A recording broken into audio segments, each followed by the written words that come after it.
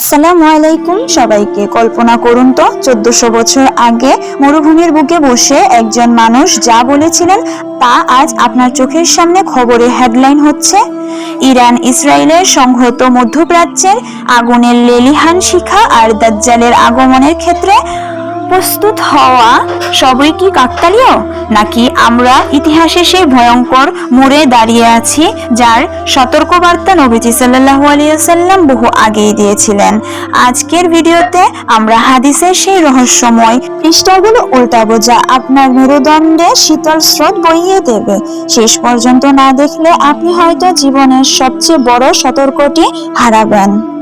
সহিহ মুসলিমের হাদিসে এসেছে, দাজ্জাল যখন আত্মপ্রকাশ করবে তখন ইসফাহান বর্তমানের ইরানের একটি শহর থেকে 70,000 ইহুদি তাকে অনুসরণ করবে। লক্ষ্য করুন, বর্তমান ইরান ইসরায়েল দ্বন্দ্বে ভূ রাজনীতি যাই বলুক না কেন, হাদিসের এই ভৌগোলিক বর্ণনা আমাদের এক গভীর সংকেত দেয়। দাজ্জালের আগমনের আগে যে মালহামা বা মহাযুদ্ধের কথা বলা হয়েছে তার রণক্ষেত্র কিন্তু এই মধ্যপ্রাচ্য। বর্তমান অস্থিরতা কি সেই মহাযুদ্ধকে ইঙ্গিত করছে? নবীজি সাল্লাল্লাহু আলাইহি ওয়াসাল্লাম বলেছেন, কিয়ামতের আগে ফিতনাগুলো কালো মেঘের মতো দেয়ে আসবে। মানুষ সকালে মুমিন থাকবে তো বিকালে কাফের হয়ে যাবে। আজ সোশ্যাল মিডিয়ার এই এআই আর প্রযুক্তির এই মায়াজাল দাজ্জালের চক্ষু দাদানো জাদুর মতোই কাজ করছে। একদিকে যুদ্ধের দামামা, অন্যদিকে নৈতিক অবক্ষয়। দাজ্জাল আসার জন্য যে বিশৃঙ্খল পরিবেশের প্রয়োজন তা কি আজ বিশ্বজুড়ে বিদ্যমান নয়? হাদিস অনুযায়ী যখন পৃথিবী জুলুম আর অত্যাচারে ভরে যাবে তখনই আগমন ঘটবে ইমাম মাহদির। বর্তমানে ফিলিস্তিন থেকে শুরু করে বিশ্বজুড়ে মুসলিমদের উপর যে জুলুমের পাহাড় জমেছে তা কি মাহদির আগমনের পথ প্রশস্ত করছে না?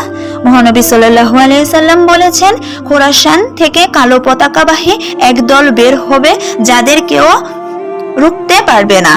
ভূ রাজনৈতিক বিশ্লেষকরা এখন এই খোরাসান অঞ্চল আর বর্তমান ইরান আফগানিস্তানের পরিস্থিতির দিকেই আঙ্গুল তুলছেন। আমরা কিয়ামতের কত কাছে তা আল্লাহ ভালো জানেন, তবে আলামতগুলো যে একে একে মিলে যাচ্ছে তা অস্বীকার করার উপায় নেই। প্রশ্ন হলো, দাজ্জালের ফিতনা মোকাবেলায় আপনার প্রস্তুতি কতটুকু? আপনি কি আপনার ঈমানকে সুরক্ষিত করেছেন?